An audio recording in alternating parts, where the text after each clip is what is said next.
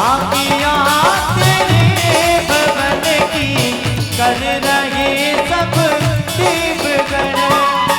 झांकियां तेरे भवन की कर रहे सब देवगण। क्योंकि आ गया आ गया आ गया वैकुंठ सारा तेरे बरसाने में आ गया।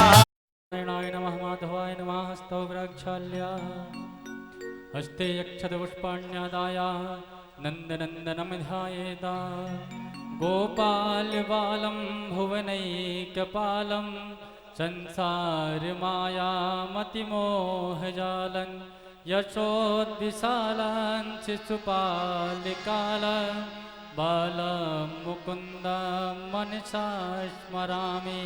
भगवते नन्दनन्दनाय नमः। सर्वोपचारार्थे गन्धाक्षतपुष्पाणि समर्पयामि।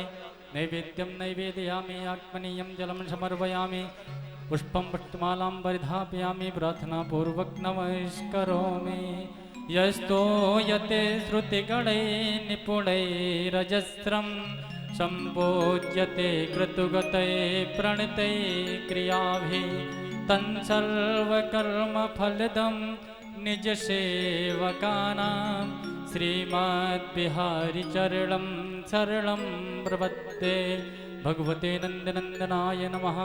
पुनः हस्ते यक्षपुष्पाण्यादाय पुराणपुरुषोत्तमं ध्यायेत्। सत्याव्रतं सत्यपरमं त्रिसत्यं सत्यस्य योनिं निहितं च सत्ये सत्याश्च सत्यामृतसत्यनेत्रं सत्यात्मकं पां सरलं प्रपन्ना। भगवते पुराणपुरुषोत्तमाय नमः। गन्धाद्भिः सम्पूज्य पुष्पं पुष्पमालां परिधापयामि। नैवेद्यं नैवेदयामि। नैवेद्यान्ते आत्मनीयं जलं समर्पयामि। प्रार्थनापूर्वक नमस्करोमि। यं प्रव्रजन्तमनुपेतमपेतकृत्यं द्वैपायनो विरहकातर्या जुहावा पुत्रेति तन्मयतया तर्वोऽभिनेदो तं सर्वभूतहृदयं मुनिमानतोऽस्मि। भगवते सुखदेवं ध्यायेत्। दूराद्देव विलोललोचनपुटैरालाकितो बालकैः स्त्रीभिः काममरालसेन मनसा सानन्दमालिङ्गिता सिद्धस्तीति नमस्कृता पथिजनैः गच्छन् मुदा सागरं श्रीमान् व्यासमुनेः सुतो विरचिते गच्छन् परीक्षित सभां। भगवते सुखदेवाय नमः। प्रार्थनापूर्वक नमस्करोमि। अथ व्यासभोजनं व्यासाय विष्णुरूपाय व्यासरूपाय विष्णवे नमो वै ब्रह्मविदये वासिष्ठाय नमो नमः। माधुर्यं वचने स्मितं च वदने दिव्यादया नेत्रयो कर्तव्ये परमार्थमेव सततं रात्रौ दिवावासरा। हृदये ध्यानमखण्डितं रघुपते यस्या प्रभावोज्ज्वला। भगवते व्यासाय नमः। रत्नैश्वर्यै नमः। ज्वालामालिन्यै नमः। ज्वालामालिन्यै नमः। गन्धाद्भिः सम्पूज्य श्रीमोर्मुकुटकटिकाछिनी करमुरली उर्माल यही वानिक मेरे मन बचो सदा बिहारी लाल। पागुबनी पटुका वन्यो वन्यो लाल को भी जय जय श्री बांके बिहारी लाल की दौड़ आरती ले। श्री राधे श्री राधे श्री राधे। चंद्रमा मन सोजात चक्षु हो सूर्यो अजायत। श्री राधे सूत्रान्वायश्च प्राणश्च मुखा। श्री राधे श्री राधे श्री राधे श्री राधे श्री श्री राधे श्री राधे श्री राधे श्री राधे श्री राधे। हे गिरधर तेरी आरती गाऊं, हे गिरधर तेरी आरती गाऊं, बांके बिहारी तेरी आरती गाऊं, बांके बिहारी तेरी आरती गाऊं, आरती गाऊं प्यारे तुमको मनाऊं, आरती गाऊं प्यारे तुमको मनाऊं, आरती गाऊं प्यारे तुमको मनाऊं, आरती गाऊं प्यारे तुमको मनाऊं, बांके बिहारी तेरी आरती गाऊं, बांके बिहारी तेरी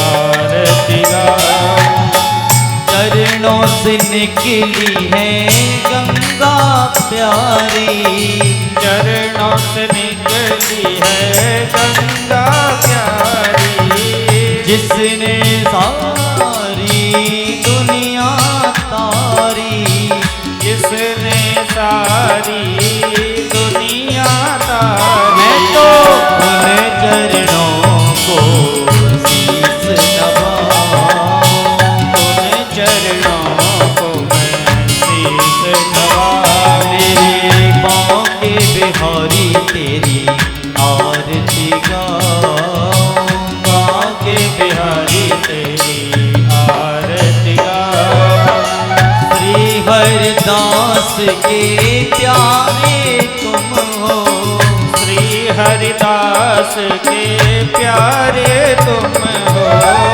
मेरे मोहन जीवन धन हो, मेरे मोहन जीवन धन तेरी प्यारी छवि को मैं तो मन में बसाऊं, प्यारी छवि को मैं तो मन में बसाऊं, बांके बिहारी तेरी आरती गाऊं, श्री बांके बिहारी तेरी आरती गाऊं, दास अनाथ के नाथ आप हो, दास अनाथ के नाथ आप हो, सुख दुख जीवन साथ आप हो, सुख दुख जीवन साथ आप हो, सुख दुख जीवन साथ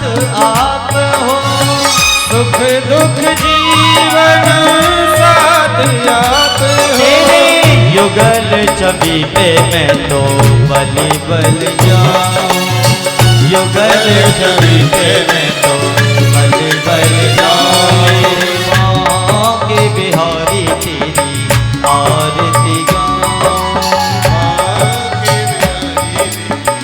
आरती गाऊं, आरती गाऊं प्यारे तुमको मनाऊं, तुमको मना मेरे बांके बिहारी तेरी आरती गाऊं, बांके बिहारी तेरी आरती गाऊं, श्याम सुंदर तेरी आरती गाऊं, श्याम सुंदर तेरी आरती गाऊं, आरती गाऊं प्यारे आपको रिझाऊं, आरती गाऊं प्यारे तुमको मनाऊं, मैं तो श्याम सुंदर तेरी आरती गाऊं, हे गिरधर तेरी आरती गाऊं, तेरी आरती गाऊं, तेरी आरती गाऊं।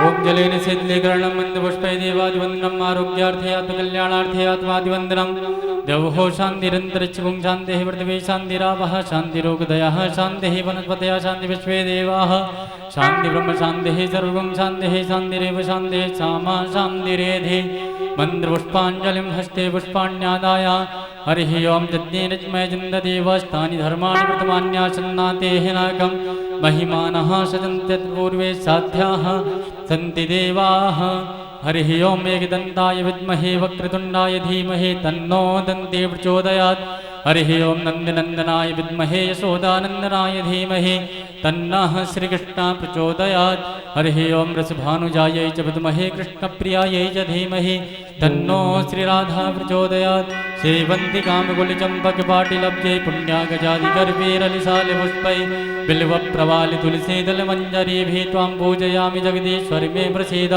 नानासुगन्धपुष्पाणि यथा कालोद्भवानि च पुष्पाञ्जलिर्मया दत्ता गृहाण परमेश्वर सांगाय च परिवाराय सायुधाय शिष्टाय च वाहनाय भगवते पुराणपुरुषोत्तमाय मन्त्रपुष्पाञ्जलिं समर्पयामि।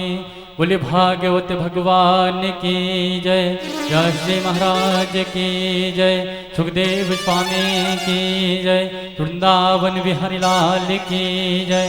जय जय श्री राधे, जय जय श्री राधे, जय जय श्री राधे।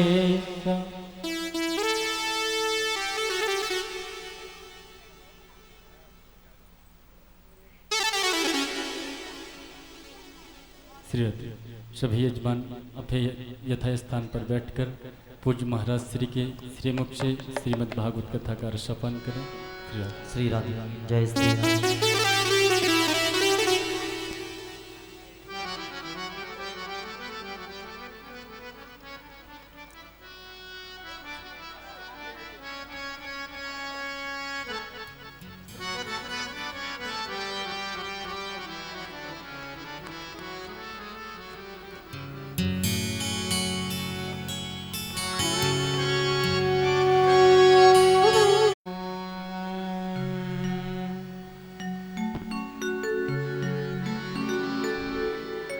श्री गणेशाय नमः।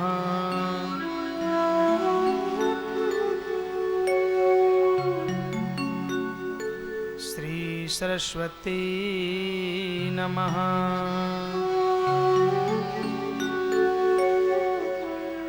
श्री बालकृष्णलाल चरण कमल देवताभ्यो नमः।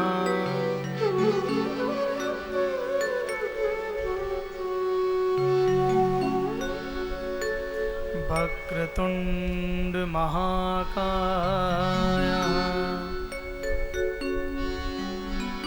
सूर्यकोटि समप्रभा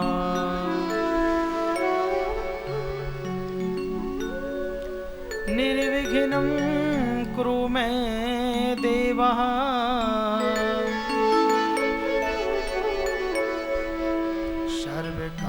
सर्वकार्येषु सर्वदा।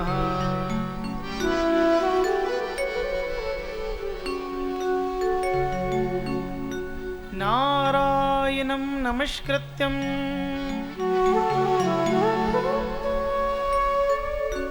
नरं चैव नरोत्तमं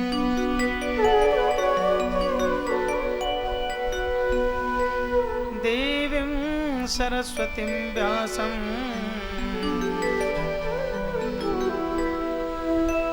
ततो जयमुदीरये।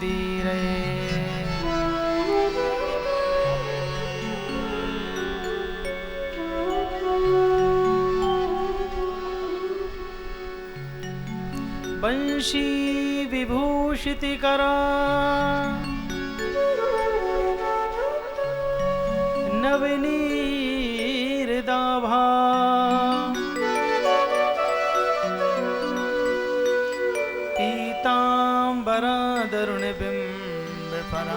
पीताम्बरादरुणबिम्बफलाधरोष्टा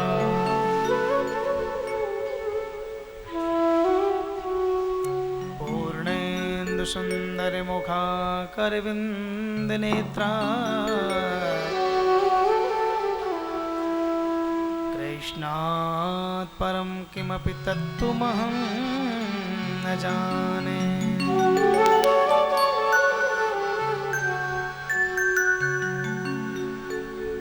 कृष्ण त्वदीय पद पंकज पंजरान्ते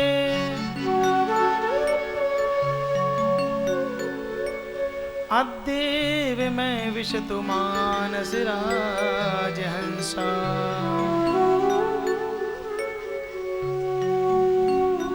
प्राण प्रयाण समये कफवात पित्ते कंठावरोधन विधो स्मरणं कुतास्ते।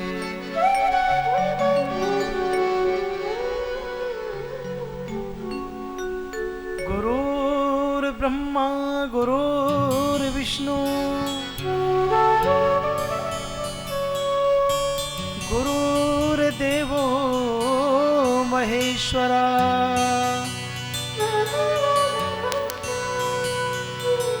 गुरुर्साक्षात् परब्रह्मा तस्मै श्री गुरवे नमः।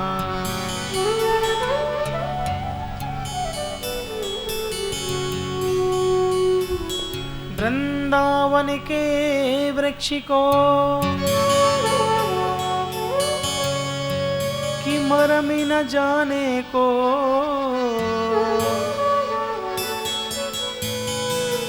कि डाली डाली और पात पे श्री राधे राधे हो।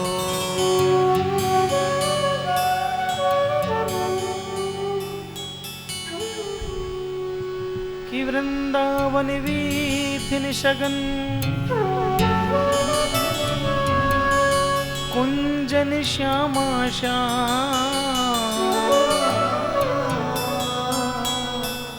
बिहारत प्यारी राधिका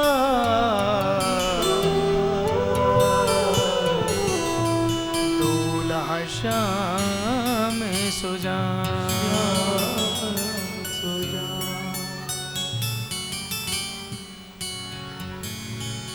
जय राधे राधे राधे राधे गोविंद गोविंद राधे राधे राधे गोविंद गोविंद राधे राधे गोविंद गोविंद राधे। जय राधे राधे गोविंद गोविंद राधे। गोविंद राधे गोपाल राधे। गोविंद राधे गोपाल राधे। गोविंद राधे गोपाल राधे। गोविंद राधे गोपाल राधे। राधे राधे गोविंद गोविंद राधे। राधे राधे गोविंद गोविंद राधे।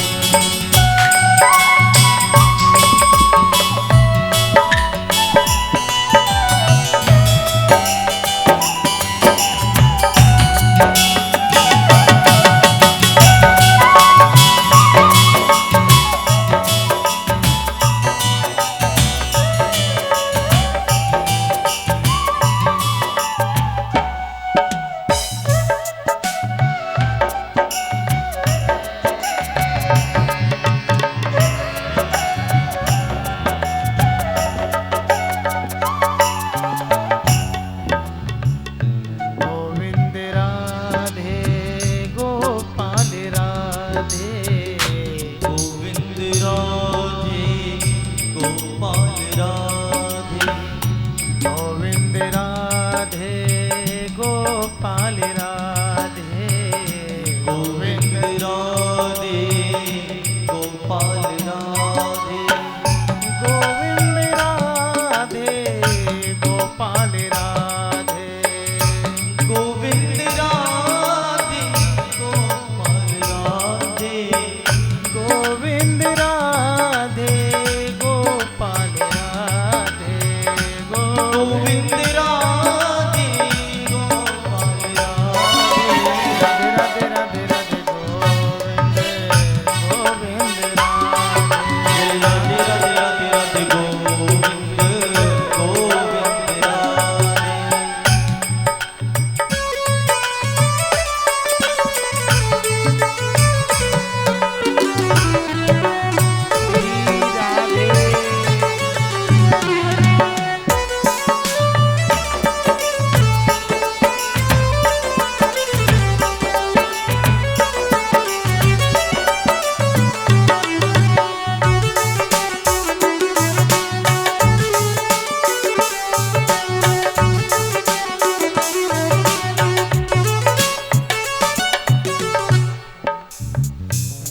गोविंद राधे गोविंद राधे गोपाल राधे गोविंद राधे गोपाल राधे गोविंद राधे गोपाल राधे गोविंद राधे गोपाल राधे गोविंद राधे गोपाल राधे गोविंद राधे गोपाल राधे गोविंद राधे गोपाल राधे गोविंद राधे गोपाल राधे राधे राधे गोविंद गोविंद राधे राधे राधे गोविंद गोविंद राधे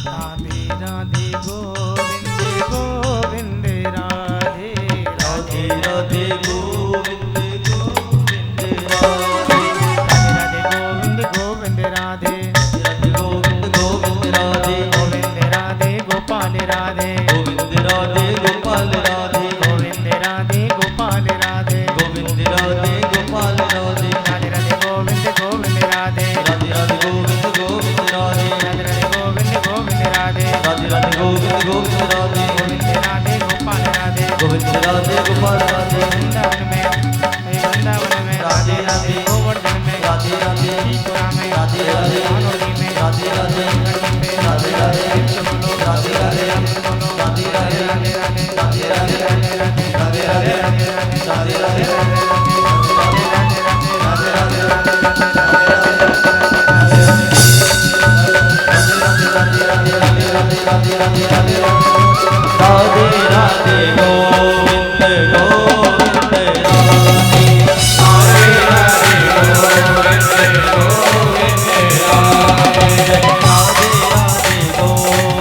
गोविंद गोविंद राधे राधे राधे गोविंद गोविंद गोविंद राधे गोविंद राधे गोविंद राधे गोविंद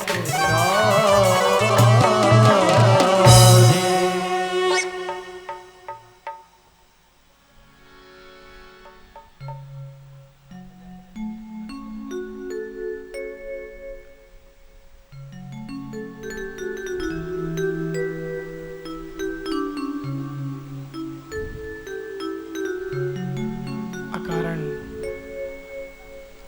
कर्णावरणाल्य वांछा कल्पतरु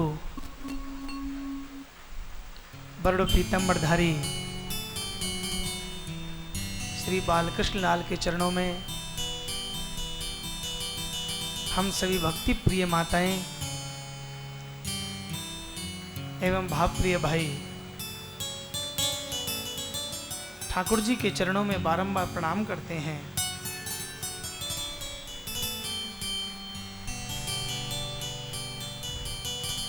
बड़ा सौभाग्य के दिन है। आज श्रीमद् भागवत सप्ताह अंतिम चरण की ओर जा रही है। कल सायंकाल की कथा में श्रवण कर रहे थे भगवान की सुमधुर लीलाओं का वर्णन। सुखदेव स्वामी कहते हैं, परीक्षित, भगवान कृष्ण के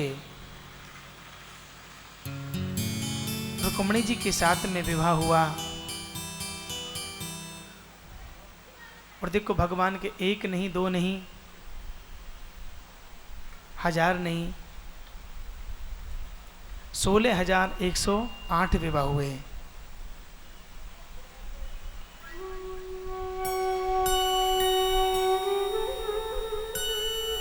देखो द्वारिका में एक सत्राजित रहते हैं। सत्राजित सूर्य भगवान की आराधना करते हैं। आज सूर्य भगवान ने सत्राजित के ऊपर कृपा करी, उनको एक स्मंतिक मणि दे दी। स्मंतिक मणि का काम क्या है? 7 भार सोना नित प्रति देना। कन्हैया को मालूम पड़ा। कन्हैया ने सत्राजित से कहा कि भैया तुम इस मणि का क्या करोगे?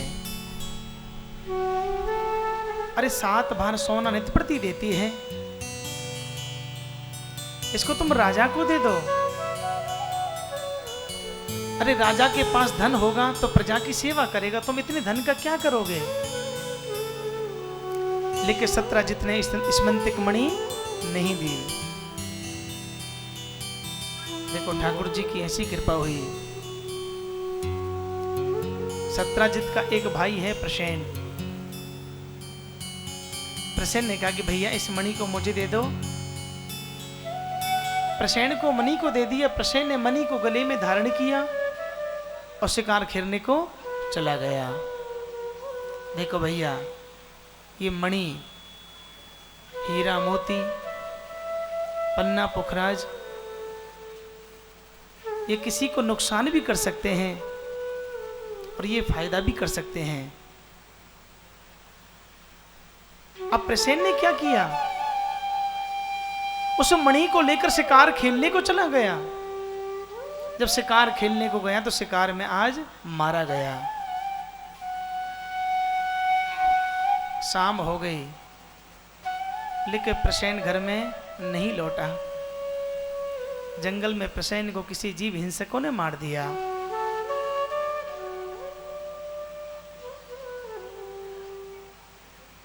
आज तो सत्राजित ने सोचा कि मेरा भैया अभी तक आया नहीं है।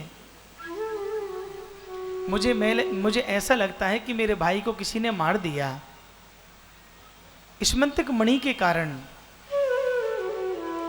सत्राजित को याद आई, ओह ये मणि मुझे कन्हैया ने मांगी थी, मैंने कन्हैया को नहीं दी। हो ना हो कि कन्हैया ने मेरे भाई को मार दिया होगा। स्मंतिक मणि के कारण आज भगवान को झूठा लांछन लग गया, एक कलंक लग गया।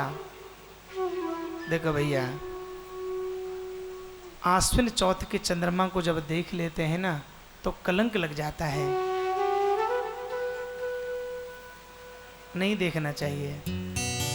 यदि गलती से देख भी लो ना आप तो एक काम करना, एक पत्थर लेना और किसी को फेंक के मारना।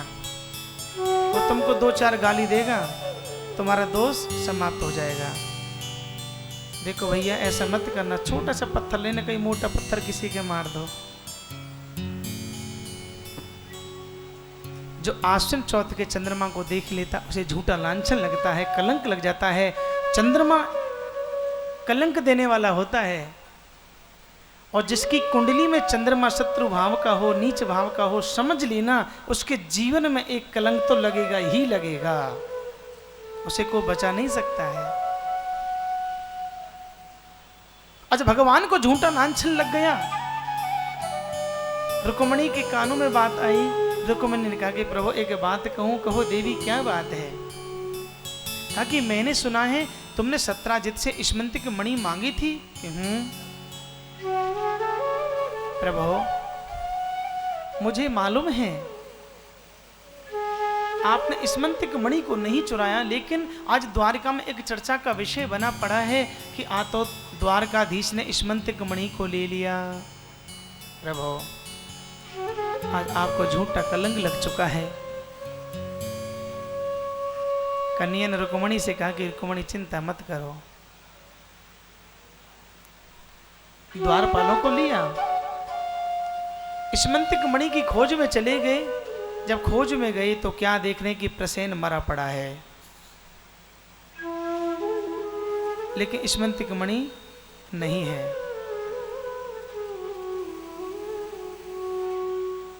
वहीं पर एक शेर के नखून लगे हुए थे। भगवान ने सोचा हो ना हो इस प्रसेन को किसी शेर ने मारा है। जब आगे गए तो शेर भी मरा पड़ा है, उसमें रीछ के बाल लगे हुए हैं।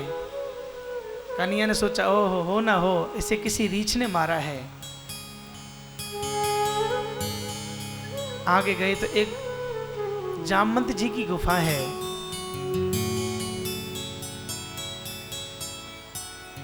कन्हैया उसमें चले गए। वहां पर जामवती इस स्मंतिक मणि से खेल रही है। जब कन्हैया को देखा तो कहने लगी कि बचाओ बचाओ बचाओ। जामवंत जी ने सुना कि मेरी गुफा में कौन आ गया, मेरी गुफा में कोई आ नहीं सकता है। जब जामवंत जी ने कन्हैया को देखा तो कन्हैया से युद्ध करने लगे। एक दिन नहीं, 2 दिन नहीं, 17 दिन तक युद्ध चलता रहा। जब जामवंत जी की दृष्टि भगवान के वक्षस्थल पर पहुंची तो भगवान से क्षमा याचना करने लगा, हे प्रभु त्राही माम त्राही माम। प्रभु मुझसे गलती हो गई, मैं अनजाने में आपसे युद्ध कर बैठा। आओ कैसे आना हुआ। कहा कि जामवंत जी मैं इस स्मंतिक मणि को लेने के लिए आया हूं। मुझे इस मणि का झूठा लांछन लगा हुआ है। जामवंत जी ने सोचा कि ओहो मैं इस मणि का क्या करूंगा। अरे मेरे एक कन्या है, कोई बेटा भी नहीं है, धन इकट्ठा हो जाएगा तो मैं क्या करूंगा। अब जामवंत जी ने क्या किया, उसकी बेटी है एक जामवती, जामवती का हाथ पकड़ा, कन्या के हाथ में सौंप दिया और दहेज के रूप में स्मंतिक मणि को दे दिया। कन्या ने सोची देख ले, पहले मेरे कोई ब्याह ना कर रहे हो, अब दूसरा ब्याह भी हो गए। चलो कोई बात नहीं, चल तुम भी चलो। अब जामवत जी का हाथ पकड़ा और हाथ पकड़ के द्वारका ले आए। भगवान के कितने विवाह हो गए? 2। देखो भगवान के 16,108 विवाह हुए। अब आप गिनते रहना, ज्यादा समय नहीं लगेगा। एक विवाह में 1 मिनट लगेगी। 10-5 दिन में शादी हो जाएंगी। बैठे रहोगे ना आप? 3 घंटा में तो देखा जाता माताओं को, बहनों को इधर उधर बातें करती रहती है। कौन आ रहा है, कौन जा रहा है, कौन क्या लेके आ रहा है, कौन क्या लेके जा रहा है। क्या 10-5 दिन बैठे रहेंगे आप? नहीं बैठोगे तो फिर शादी नहीं करें, बैठना पड़ेगा। कितने विवाह हो गए? 2। एक भगवान का विवाह सत्यभामा से हुआ। आप जानते सत्यभामा कौन है? ये सत्राजित की बेटी है। कन्हैया ने उस स्मंतिक मणि को सत्राजित को दे दिया। भैया तूने मेरे ऊपर झूठा लांछन लगाया है ना, ले ये संभाल अपनी स्मंतिक मणि। सत्राजित ने सोचा ओहो मेरे एक बेटी है, मैं इस मणि का क्या करूंगा। आज सत्राजित ने अपनी बेटी सत्यभामा का हाथ पकड़ा, कन्हैया के हाथ में सौंप दिया और दहेज के रूप में स्मंतिक मणि को दे दिया। कन्हैया ने सत्यभामा का हाथ पकड़ा, रथ में बैठाया और द्वारका महलों में लिया है। कितने विवाह हो गए? 3। देखो भगवान का विवाह एक कालिंदी जी के साथ हुआ। कालिंदी कौन है? भास्कर की पुत्री है कालिंदी। समुद्र के किनारे खड़ी हुई हैं द्वारकाधीश को पति के रूप में प्राप्त करने के लिए। भगवान कृष्ण और अर्जुन जा रहे थे तो कन्हैया ने अर्जुन से कहा कि भैया अर्जुन, देखो समुद्र के किनारे ये कन्या कौन खड़ी है, जाओ जाके पूछो तो सही। अर्जुन गए, कहा कि देवी तुम कौन हो? कहा कि मैं भास्कर की पुत्री हूं, मेरा नाम है कालिंदी। तो जंगल में अकेली क्यों खड़ी हो? कहा कि भैया मैं द्वारकाधीश को पति के रूप में प्राप्त करने के लिए तपस्या कर रही हूं और मेरे पिता सूर्यदेव मेरी रक्षा कर रहे हैं। अर्जुन ने कन्हैया से कहा कि प्रभु वो तो ऐसे कह रही है। कन्हैया ने कहा कि फिर देर का ही बात की, चलो रथ को आगे करो। अब तो कालिंदी का हाथ पकड़ा, रथ में बैठाया, महलों में लिया है। कितने विवाह हो गए? 4। देखो भूल मत जाना। एक भगवान का विवाह मित्रवृंदा के साथ हुआ। मित्रवृंदा कौन है? उज्जैनी के एक राजा हैं बिंद और अनुबिंद, इनकी एक अनुजा है जिसका नाम है मित्रवृंदा। विवाह के योग्य हो गई। किसके साथ में शादी करी जाए? बड़े बड़े राजा महाराजा बुलाए। मित्रवृंदा के हाथों में एक पुष्पों का हार दे दिया। राजा ने कहा देखो मेरी बेटी जिसके गले में पुष्पों का हार डाल देगी मैं उसी के साथ में शादी कर दूंगा। बड़े बड़े राजा महाराजा बैठे, दुर्योधन, दुशासन,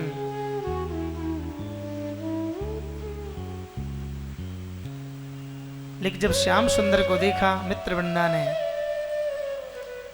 तो अपने हाथों से पुष्पों का हार कन्हैया के गले में डाल दिया। कन्हैया ने कहा अच्छा तो को मैं ही पसंद आया हूं, चलो कोई बात ना, तू भी चल।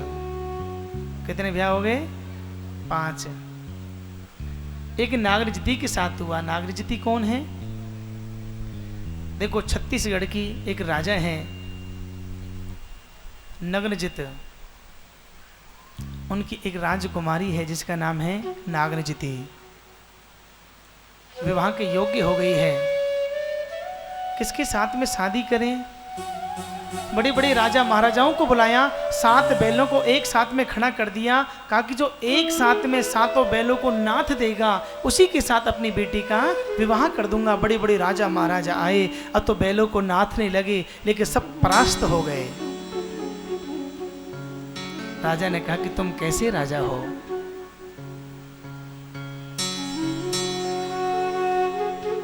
अरे तुमसे 7 बैल नहीं नाथे जा रहे, धिक्कार है तुमको। कन्हैया ने कहा कि भैया चिंता मत करो, मैं अभी आऊं। तो मेरे श्याम सुंदर खड़े हो गए। 7 बैलों को एक ही साथ में नाथ दिया। राजा नग्नजित को बहुत ही खुशी हुई।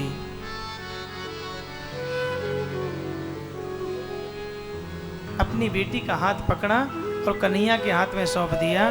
कन्हैया नागरजती को रथ में बैठा के सीधे द्वारिका में ले आए। कितने विवाह हो गए? 6। देखो एक विवाह भगवान का भद्रा के साथ हुआ। यदि आपने एक विवाह को भी भूल गए ना महाराज तो गड़बड़ हो जाएगी। 16,108 हुए, कहीं 107 ना रह जाए। एक भद्रा के साथ हुआ। भद्रा कौन है? कई नरेश दृष्टकेतु का विवाह वसुदेव की बहन सुतकीर्ति के साथ हुआ। 5 पुत्रों के बाद एक कन्या का जन्म हुआ, उसका नाम है सुतकीर्ति। विवाह के योग्य हो गई है। किसके साथ में विवाह करना चाहिए? गुरुजी को बुलाया। अब गुरुजी ने कहा कि द्वारकाधीश बहुत अच्छे रहेंगे। पंडित जी के हाथ में नारियल सौंपा, कन्हैया के पास चले गए। कन्हैया ने कहा कि चलो कोई बात नहीं है। रथ को सजाया। अब तो राजा के यहाँ पहुँच गए। भद्रा का हाथ पकड़ा, रथ में बैठाया, द्वारका ले आए। कितने ब्याह हो गए? 7। एक भगवान का विवाह लक्ष्मणा जी के साथ हुआ। लक्ष्मणा कौन है? देखो वृषसेन की एक राजकुमारी है जिसका नाम है लक्ष्मणा। विवाह के योग्य हो गई है, किसके साथ में शादी करनी चाहिए। बड़े बड़े राजा महाराजाओं को बुलाया, देखो धरती में पानी भर दिया और ऊपर एक मछली को टांक दिया। राजा ने राजा महाराजाओं को बुलाया, सभी से कहा कि एक तीर से मत्स्य को कि नीचे जो वीर गिराएगा कि वो ही मेरी पुत्री लक्ष्मणा का पानी ग्रहण कर पाएगा। जो एक तीर से इस मछली का भेदन करके इस जल में डाल देगा, उसी के साथ अपनी बेटी का विवाह कर दूंगा। अब बड़े बड़े राजा महाराजा आए, सब तर्कश से तीर निकाला, तीर चलाने लगे, सब परास्त हो गए। राजा ने कहा कि तुम कैसे राजा हो, क्या माँ का दूध नहीं पिया? कन्हैया ने कहा ज्यादा मत बोल, अभी आता हूँ। अब कन्हैया ने तर्कश से तीर निकाला और जैसे मत्स्य भेदन किया तो मछली को जल में डाल दिया। राजा बहुत प्रसन्न हो गया। अब तो राजा ने लक्ष्मणा का हाथ कन्हैया के हाथ में सौंप दिया, कन्हैया ने रथ में बैठाया और द्वारका में ले आए। आज कन्हैया के कितने विवाह हो गए? 8। देखो भैया, एक राजा हैं जिनका नाम है भौमासुर। भौमासुर का काम क्या है? कुंवारी कन्याओं का हरण करना ही उसका एक काम है। किसी गांव में जाता है, किसी शहर में जाता है, कुंवारी कन्याओं को हरण करके ले आता है। भौमासुर की एक नगरी है जिसका नाम है प्रागज्योतिषपुर। कि भौमासुर के नगर में कोई जा नहीं सकता है।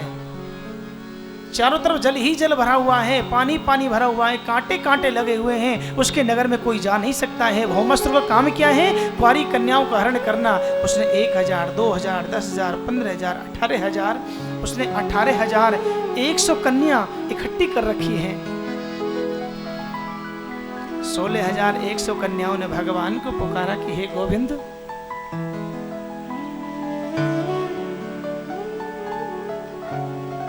ग्रहे ग्रहे गोपी वधू कदम्बा सर्वे मिलित्वा समिवाय योगम पुण्यानि नामानि पठम्।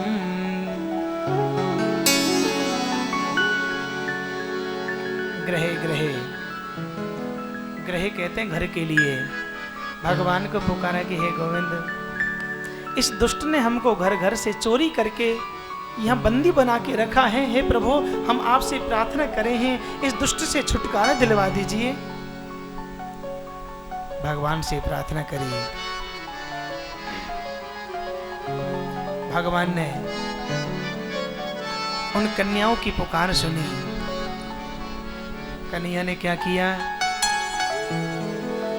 एक विमान को बुलाया, उड़न विमान, और कन्हैया उस विमान में बैठ के उड़ते उड़ते उड़ते उड़ते प्रागज्योतिषपुर नगर में पहुंच गए। राजा भौमासुर सो रहे हैं। जब भौमासुर ने कन्हैया को देखा कि ओहो, मेरे नगर में कोई आ नहीं सकता है, आज मेरे नगर में कौन आ गया? जब भौमासुर की दृष्टि कन्हैया के ऊपर पड़ी तो कन्हैया से युद्ध करने को तैयार हो गए, कन्हैया को मारने को तैयार हो गए। आज कन्हैया का और भौमासुर का युद्ध चलता रहा। देखो दोपहर हो गई, शाम हो गई। ध्यान देना भैया, जब सूर्य अस्त होता है ना, सूर्य अस्त के समय दैत्यों का बल बढ़ जाता है, राक्षसों का बल बढ़ जाता है। कन्हैया ने सोची सूर्य अस्त होने वाला है, यदि भौमासुर का बल बढ़ गया ना तो गड़बड़ हो जाएगी। कन्हैया ने एक ऐसा मुष्टि का प्रहार किया कि भौमासुर का गोविंदाय नमो नमः, भौमासुर का उद्धार कर दिया। अब 16,100 कन्याओं ने भगवान से प्रार्थना करी ध्यान देना। कन्हैया ने क्या किया, सबको विमान में बैठाया और द्वारका ले आए। देखो विमान में 16,108 कन्या तो नहीं आ सकती। कन्हैया ने क्या किया, विमान में बैठाया और द्वारका ले आए। दोबारा चले गए। अब तुम्हारा सबको ढो ढो के ले आए, सबने भर भर के ले आए और द्वारका में रखने लगे। एक ही साथ में, एक ही मुहूर्त में 16,100 कन्याओं के साथ विवाह किया। भगवान के कितने विवाह हो गए? 16,108 पूरे हो गए। अब नारद जी को चिंता हुई। नारद जी ने सोचा, देखो भैया, आजकल एक शादी हो जाए ना, एक तो संभालना भारी पड़े, कि भगवान ने 16,108 कैसे संभाल रखी है। चलो देख के तो आऊं। अब नारद जी महाराज बीना बजाते हरिगुण गाते सीधे द्वारका पहुंच गए। नारायण नारायण नारायण। श्याम सुंदर के पास पहुंच गए। पिताजी प्रणाम। प्रणाम बेटा, आओ। कैसे आनो? बस बस पिताजी, आपके दर्शन को आया हूं। अब नारद जी ने देखा द्वारकाधीश तो रुक्मणी जी के साथ बैठे हैं। जब नारद जी रुक्मणी जी के पास गए तो कृष्ण बैठे हैं। अब दूसरे कमरे में गए तो सत्यभामा कृष्ण, तीसरे कमरे में गए तो कालिंदी कृष्ण, भद्रा कृष्ण, नागजति कृष्ण, एक रानी एक कृष्ण, हजारों रानी हजारों कृष्ण। कन्हैया ने सोचा, अच्छा तो तू मेरी परीक्षा करवे को आयो है। भगवान ने क्या किया, एक स्त्री का भेष बनाया। भगवान ने एक स्त्री का भेष बना के महलों के सामने रथ को खड़ा कर दिया। अब जब नारद जी गए, नारद जी ने देखा कि हैं इस कमरे में तो स्त्री अकेली बैठी है। नारद जी ने कहा कि देवी तुम अकेली क्यों बैठी हो? कहा कि नारद जी कहा कहूं, जब ते मेरी शादी हुई है मोते श्याम सुंदर ने आज तक बात तक नहीं करी। नारद जी ने कहा कि देवी एक काम करो, तुम दूसरो ब्याह कर ले हो। अब कोई देवी थोड़ी थी, वो तो भगवान थे। कहा कि नारद जी अब मैं किसके साथ शादी करूंगी? एक काम करो ना, तुम ही मेरे संग ब्याह कर ले हो ना। नारद जी ने सोची, बन गई बात। कहा कि ठीक है देवी। कहा कि देखो मैं आपके साथ शादी तो कर लूंगी, लेकिन दुनिया वाले कहा कहेंगे देख ले बाबा जी के संग ब्याह कर लियो। तुम अपना बाबा जी का भेष छोड़ो, जब तो मैं ब्याह कर लूं। नारद जी ने सोचा कोई बुराई नहीं है। अब नारद जी एक नाई के पास गए, बड़ी सुंदर कटिंग कराई महाराज, सबरे बाल कटवा दिए। एक रेडीमेड दुकान पे गए, चूड़ीदार पाजामी अचकन लिए। अब तो बाबा जी का वेश छोड़ दिया, ताम तमूरा सब फेंक दिए। अब तो देवी का हाथ पकड़ा और रथ में बैठाया और रथ में बैठा के बहुत दूर ले गए। कहा कि देवी कम से कम अपना मुंह तो दिखा दो। भगवान ने अपनी गर्दन को नीचे कर लिया। अच्छा अब शर्मा रही हो, चलो कोई बात नहीं है, मैं तुम्हारे मुंह को देख लेता हूं। मैंने हाथ तो पकड़ लिया। अब जब नारद जी उस देवी के घूंघट को ऊपर करने लगे, जब घूंघट को ऊपर करने लगे तो महाराज क्या देख रहे हैं कि वहां तो देवी नहीं, वहां तो देवा बैठा हुआ है। अब नारद जी भागने लगे, भागने लगे। कन्हैया ने कहा कि नारद जी रुको रुको। नारद जी ने कहा कि प्रभु तुम्हारी लीला को कोई जान ना सके। अरे राम अवतार में तुमने मुझे बंदर बना दिया और कृष्ण अवतार में तुमने मुझे बाबा जी का भेष ही छुड़ा दिया। देखो भैया, भगवान की लीला में कभी शंका नहीं करनी चाहिए। अब नारद जी का मोह दूर हो गया। बोलो कृष्ण कन्हैया लाल की जय।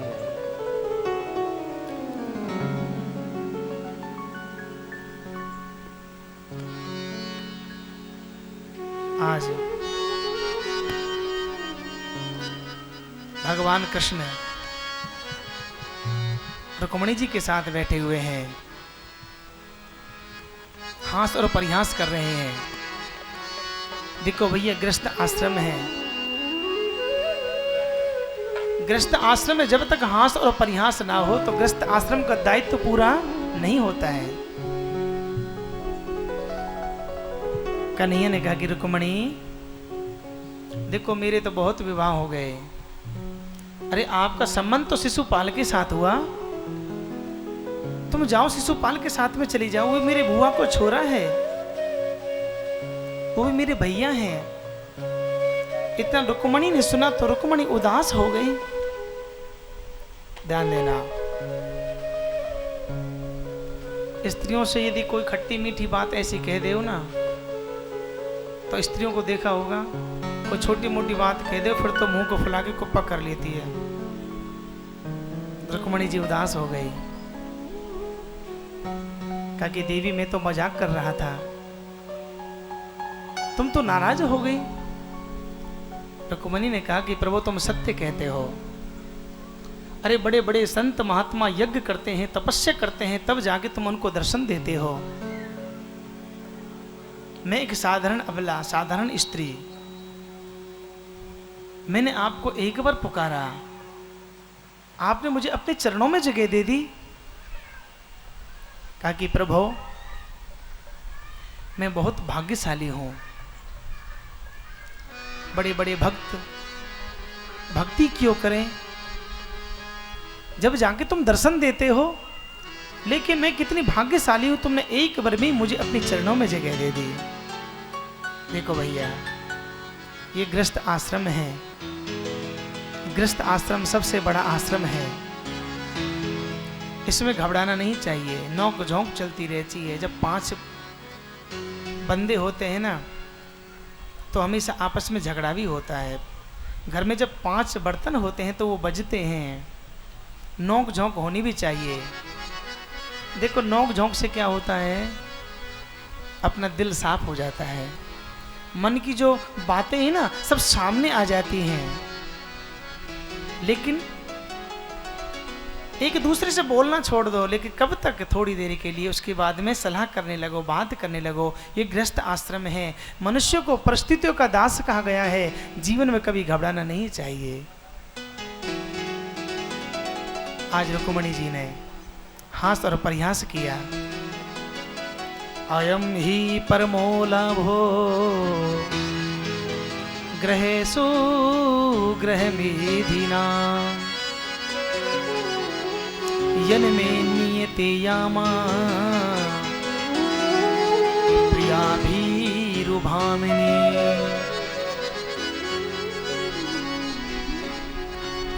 भगवान के 16,108 विवाह हुए, एक रानी से 10 पुत्र और एक कन्या का जन्म हुआ। अब आप हिसाब किताब आप लगाते रहना कितने हुए।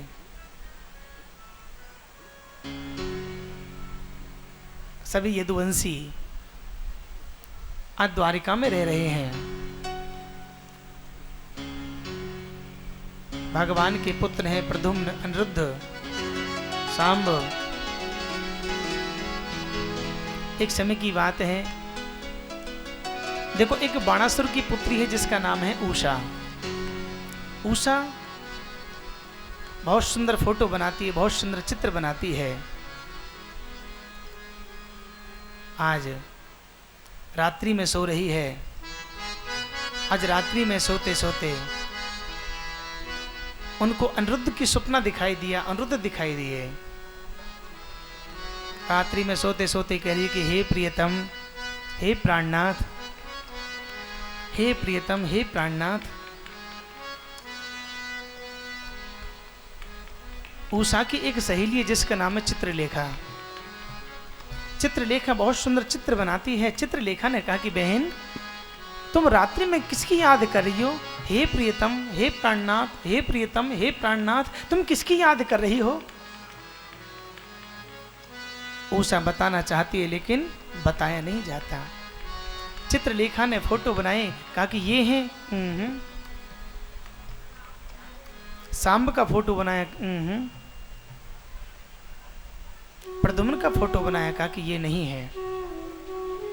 जब कन्हैया का फोटो बनाया कि हाँ हाँ हाँ ये नहीं है, लेकिन इनसे कुछ मिलते जुलते हैं।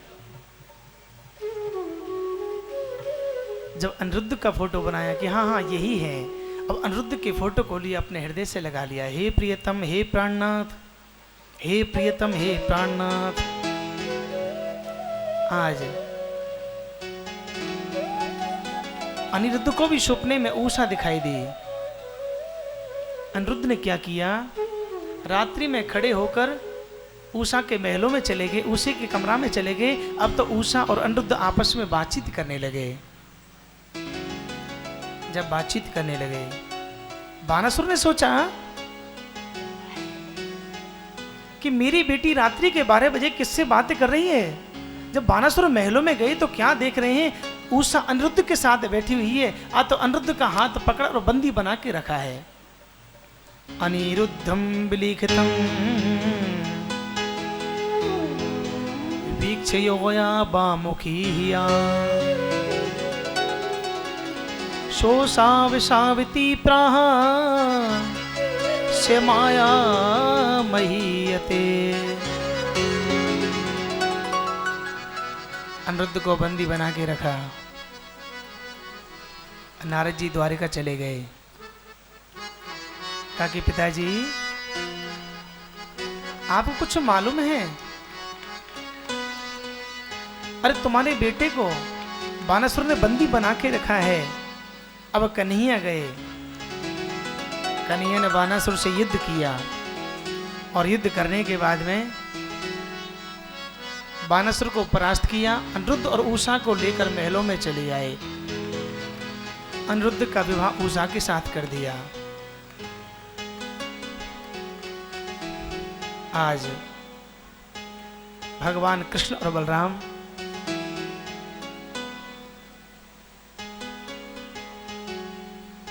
थोड़ा पंखा को इधर करवा दीजिए, कोई पंखा इधर करो, पंखा। बोलो कृष्ण कन्हैया लाल की जय। आज द्वारिका में रहते रहते बहुत दिन हो गए। बलराम जी बहुत उदास हैं। आज बलराम जी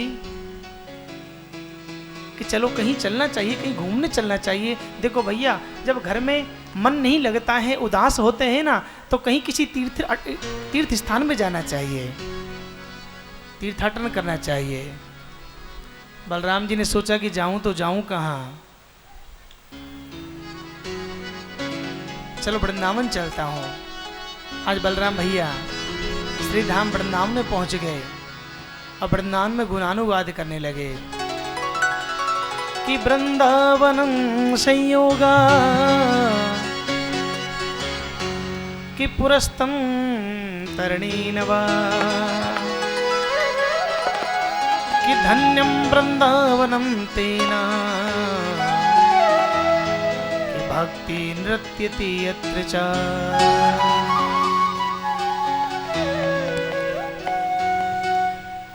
आज बलराम जी ने वृंदावन में देखा कि ओहो कितनी सुंदर भक्ति है,